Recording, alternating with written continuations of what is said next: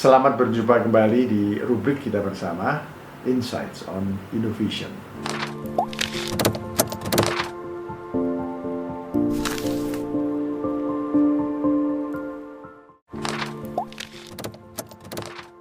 Saudara, kali ini saya akan membawakan mengenai tema yang dekat dengan tema besar kita, yaitu proses inovasi. Sekedar untuk mengingatkan bahwa di episode sebelumnya itu saya menjelaskan tentang praksisnya, yaitu bertemunya teori dengan prakteknya.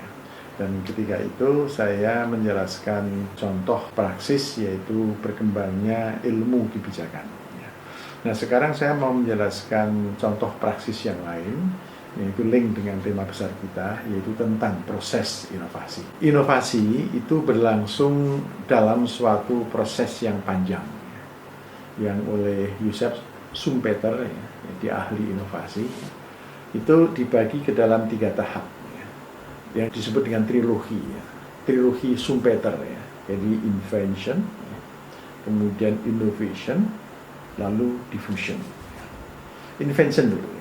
Invention itu menemukan teori, atau menemukan gagasan, atau model, atau cara, atau teknologi yang baru. Dan ini menjadi tahap pertama. Ini pekerjaannya para ilmuwan yang ada di universitas atau di pusat-pusat penelitian. Meskipun sebenarnya dalam praktek, invention itu juga dapat dilakukan oleh orang awam atau komunitas. Tapi invention itu poinnya adalah menemukan gagasan, menemukan teknik, menemukan cara. Itu satu poin. Nah, kita mengenal istilah invention ini itu di Indonesia itu misalnya research and development, R&D. Ini ada di perusahaan bisnis. Setiap perusahaan bisnis yang besar yang memproduk barang-barang komoditas tertentu itu pasti punya unit research and development. Jadi produk-produk baru itu dirancang pertama kali di R&D. Kemudian kalau di sektor publik, di dalam pengembangan kebijakan publik itu ada yang namanya think tank. Think tank itu unit, bisa lembaga penelitian, lembaga yang bersifat otonom, yang memproduksi informasi berdasarkan atas penelitian yang mereka lakukan. Lalu mereka melakukan advokasi pada pengambil kebijakan untuk pengembangan kebijakan yang inovatif. Nah, ini seluruhnya adalah proses invention. Kemudian proses yang kedua itu namanya innovation atau inovasi. Jadi inovasi itu adalah diterapkannya hasil invensi ini untuk menjadi barang baru. Barang baru itu di sektor bisnis, di sektor industri itu komoditas yang baru untuk dipasarkan. Nah, barang baru kalau untuk di sektor publik itu kebijakan publik yang baru yang dikembangkan untuk mengatasi masalah yang baru. Jadi artinya di sini ada dua aktor. Pertama adalah mereka yang menemukan gagasan, menemukan cara yang disebut dengan inventor, dan ada pihak lain itu yang mengaplikasikan pengetahuan, gagasan atau cara yang baru itu sebagai inovator. Nah, jadi ada 2 peran yang berbeda. Nah, di sini poinnya itu adalah bagaimana proses inovasi itu berlangsung, yaitu proses diawali oleh inventor yang menemukan sesuatu dan temuannya itu kemudian diaplikasikan oleh inovator dengan mengembangkan inovasi, yaitu barang baru, produk baru, cara baru di sektor publik maupun di sektor private. Sampai di sini kita sudah berbicara mengenai praksis, yaitu bagaimana ketika pengetahuan gagasan yang dihasilkan oleh inventor ini berhasil diterapkan dalam praktek inovasi oleh inovator. Jadi dihadirkannya suatu inovasi untuk memenuhi kebutuhan, untuk mengatasi masalah, untuk memperbaiki keadaan. Ini praksisnya. Nah, satu poin yang ingin saya jelaskan di sini adalah praksis di sini, di transformasi dari invensi ke inovasi, ini bukanlah proses yang sederhana. Tidak semua pengetahuan yang dihasilkan dalam proses invention ini segera dapat ditransformasi menjadi innovation. Banyak gagasan-gagasan baru, hasil penelitian, hasil analisis yang baru dan bagus itu tidak segera dimanfaatkan di dalam pengembangan inovasi. Banyak hasil penelitian ya, yang tidak terpublikasi, ya, hanya menjadi laporan penelitian terbatas yang dibuat dan dikirimkan ke sponsor. Titik, ya. Nggak ada kelanjutan. Ya. Ini banyak seperti ini. Ya. Di pemerintahan itu ada banyak lembaga penelitian. Ya. Mereka banyak melakukan penelitian. Ya. Tapi sebagian hasil penelitian itu mungkin sebagian kecil berhasil dipublikasikan. Ya, menjadi buku terbit atau dipasarkan, ya, atau menjadi artikel di jurnal dan dipublikasikan. Ya. Tetapi hasil penelitian yang dipublikasikan itu kadang-kadang yang berhenti di rak buku saja karena tidak pernah dimanfaatkan oleh inovator di dalam pengembangan inovasi. Ya. Sehingga terjadi yang namanya Valley of Death, ya, atau lembah kematian, jurang kematian, yaitu gagasan-gagasan yang terkubur ya, di lembah karena tidak termanfaatkan, mubazir. Ya. Nah, di sini kita bisa mengambil ya contoh yang mudah untuk hal yang demikian ini. Ya. Jadi begini misalnya, Indonesia itu negara besar ya. Kita itu mempunyai 4.607 perguruan tinggi. Dan 247.157 dosen yang ada gelar S1, S2, S3 dan juga sampai guru besar. Ya. Guru besarnya itu nggak banyak, hanya 5.000 sekian ya, atau 2% dari jumlah dosen yang ada. Nah, kemudian karya ilmiah mereka yang dimuat ya, di jurnal ya, terindeks Scopus itu sebanyak 34.000. Ya.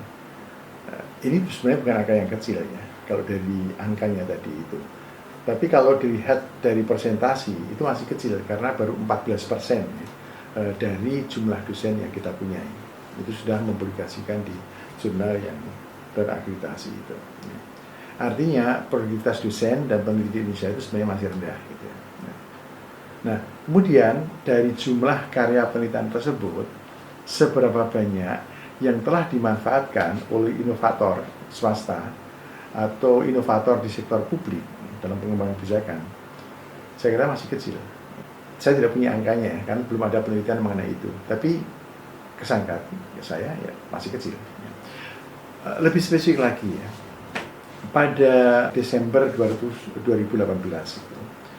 Kementerian Riset, Teknologi ya, dan Penelitian, Ristekdikti ya, yang sekarang sudah bergabung kembali ke Kementerian Pendidikan Nasional ya, itu pernah memberikan penghargaan kepada 101 lembaga penelitian yang berhasil memproduksi temuan-temuan inovatif di berbagai bidang ya.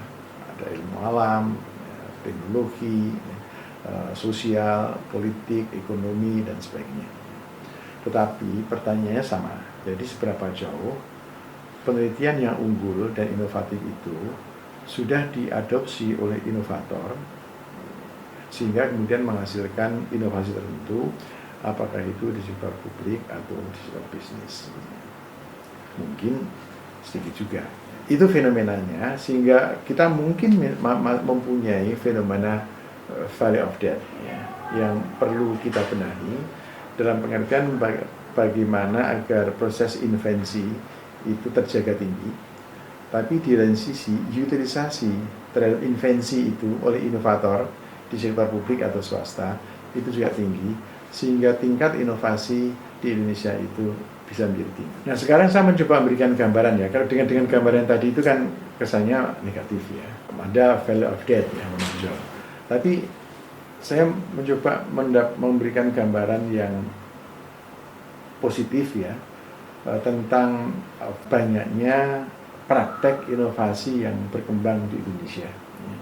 Jadi ada hal yang menggembirakan karena ada peningkatan yang cukup menonjol di dalam pengembangan inovasi di Indonesia ya, dalam sekitar 5-4 tahun terakhir ini ya. Misalnya saja sejak 4 tahun yang lalu, tahun 2017 ya, itu Kementerian Pemberdayaan Aparatur Negara itu memberikan penghargaan kepada institusi di sektor publik yang berhasil melakukan inovasi dalam pelayanan publik. Itu fenomena yang bagus ya. Partisipasi terhadap kompetisi ini cukup tinggi ya. Jadi misalnya aja data terakhir ya tahun 2020 gitu. Itu kementerian tersebut itu menerima 2.250 proposal. Itu angka yang tidak kecil ya. Artinya praktek inovasi itu cukup banyak ya. Lebih dari 2.000 inovasi pelayanan publik di sejumlah instansi ya, publik yang ada di Indonesia. Nah, dari jumlah tersebut kemudian dilakukan seleksi untuk menentukan siapa yang the top itu secara berjenjang ya. Jadi kemudian dari angka sebanyak itu 2.250 proposal itu dicari yang 99 terbaik, the top 99 ya. Dari the top 99 itu diseleksi lagi lebih ketat lagi untuk mendapatkan the top 15 ya, yang 15 terbaik. Dan kemudian dari the top 15 itu kemudian disaring lagi untuk mendapatkan the top 5 outstanding achievement of public service innovation. Nah, selama 4 tahun itu bisa dibuat seleksi seperti itu dari proposal yang jumlahnya itu cukup banyak. Dan ini berita positif ya. Itu berita positif. Meskipun bisa juga muncul pertanyaan apakah inovasi di sektor publik yang mereka kembangkan itu berangkat dari temuan penelitian ya, invensi ya, dari para inventor atau mereka hanya mengembangkan sendiri inisiatif ya, kreativitas untuk mengembangkan inovasi ya, tapi bukan berangkat dari penelitian yang dilakukan sebelumnya. Itu tidak tahu ya, tapi paling kurang dengan adanya inovasi sebanyak itu positif ya. Kemudian ada lagi hal yang saya kira juga positif dan itu bisa kita tonjolkan, yaitu apa yang dilakukan oleh Kementerian Desa ya, Kementerian Desa, Pembangunan Daerah Tertinggal ya, dan Transmigrasi itu banyak mendorong terjadinya inovasi di tataran akar rumput ya, di desa-desa ya. Dan termasuk juga di kawasan transmigrasi. Ada misalnya program yang sangat menarik ya, jadi program transmigrasi 4.0 atau smart farming ya. Itu program yang inovatif sekali ya, di Kementerian Transmigrasi. Demikian juga desa-desa di Indonesia itu dengan dana 1 miliar per tahunnya digelontorkan ke desa-desa itu didorong untuk mengembangkan BUMDes, badan usaha milik desa. Lalu mereka didorong untuk mengembangkan program-program inovatif ya, di lembaga BUMDes ya, yang dikembangkan itu. Ya, cuman memang tidak semuanya berhasil ya.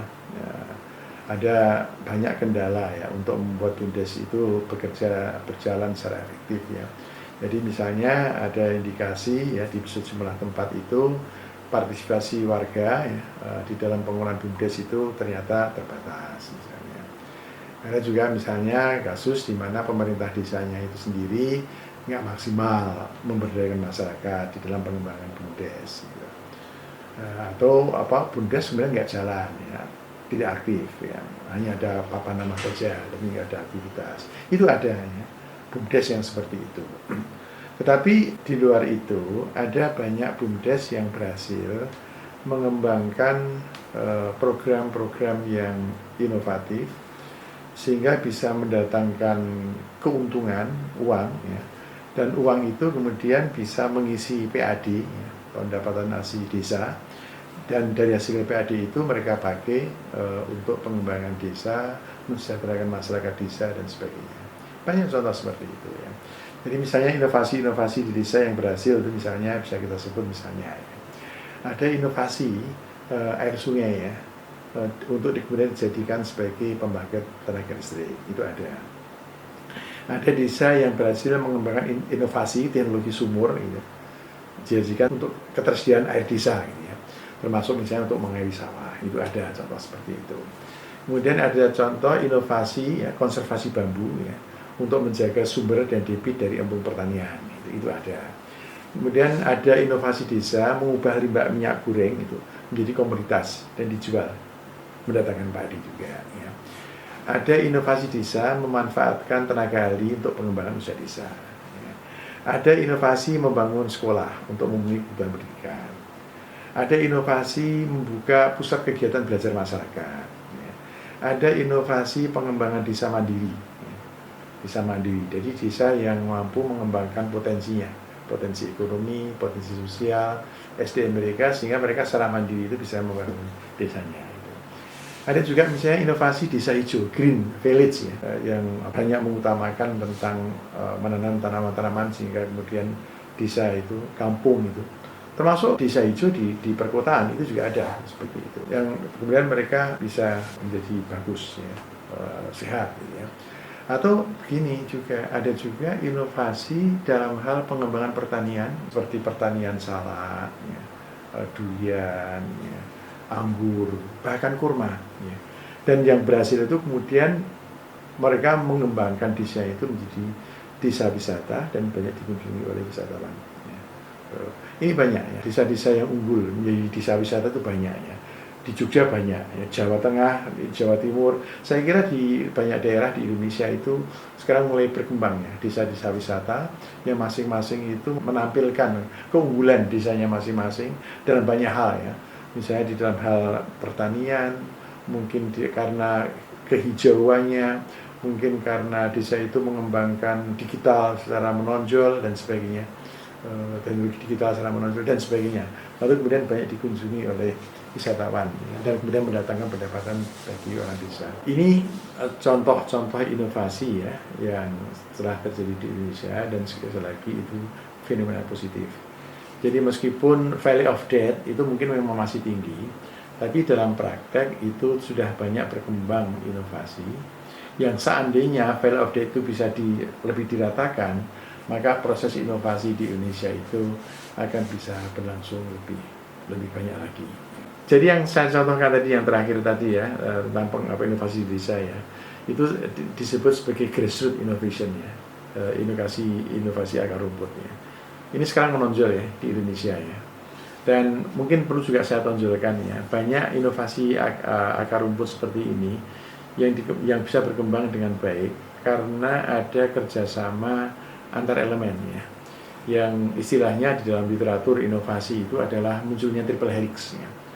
Kolaborasi atau sinergi antara desa ya, dengan pemerintah yang di atasnya dan dengan universitas ya. Nah, 3 pihak, bisa juga tidak hanya triple helix tapi quadruple helix ya. Jadi sinerginya itu ditambah ya, dengan unsur yang lainnya, dengan melibatkan organisasi masyarakat sipil misalnya atau media gitu. Nah, banyak invensi di akar rumput itu yang berkembang melalui proses kolaborasi atau hubungan sinergi seperti itu. Dan itu positif ya.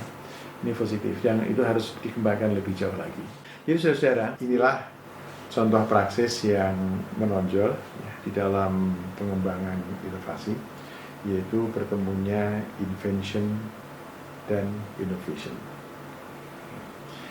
Masih ada tahap berikutnya dari proses inovasi, yaitu transformasi dari inovasi itu ke difusi, yaitu bagaimana keberhasilan suatu inovasi yang dilakukan pada tataran yang mikro dapat menyebar ke lingkungan masyarakat yang lebih luas, apakah itu ke desa lain misalnya, baik itu desa di satu kecamatan atau mungkin luar kecamatan, luar kabupaten, luar provinsi, bagian luar negeri, jadi menyebar kepada yang lebih luas. Bagaimana itu bisa terjadi? Di sini difusi inovasi itu menjadi poin penting ya. Karena inovasi itu bisa menciptakan perubahan sosial. Kalau inovasi itu hanya berlangsung pada suatu area yang terbatas ya, tapi harus meluas ya, ke tempat yang lebih luas lagi. Dan ini yang nanti akan kita bicarakan pada episode berikutnya. Nah, untuk episode kali ini ada beberapa poin yang saya kira dapat kita simpulkan ya. Pertama, bahwa praksis, yaitu bertemunya teori dan praktek, terjadi dalam proses inovasi. Pengetahuan yang dihasilkan oleh inventor kemudian diadopsi itu oleh inovator, apakah itu di sektor publik atau bisnis, itu menjadi inovasi. Nah, ada kelemahan di kita dalam proses invensi dan inovasi. Namun, di sisi lain, ada keberhasilan yang patut untuk ditonjolkan. Nah, agar dampak dari inovasi terhadap perubahan dan kemajuan sosial itu dapat lebih optimal. Selain terjadi keberhasilan di dalam pemanfaatan pengetahuan untuk melakukan inovasi, perlu pula proses difusi inovasi yang bisa berjalan lancar. Ini sesuatu yang mungkin di Indonesia belum terjadi, tapi harus terjadi. Jadi inovasi dapat menyebar ke kalangan yang lebih luas, sehingga dampak dari inovasi tersebut terhadap perubahan sosial itu menjadi lebih besar. Sebab jika gagal, di situ kita mengalami valley of death yang kedua, yang nanti akan kita jelaskan pada episode berikutnya. Terima kasih atas perhatian saudara dan sampai jumpa di episode berikutnya.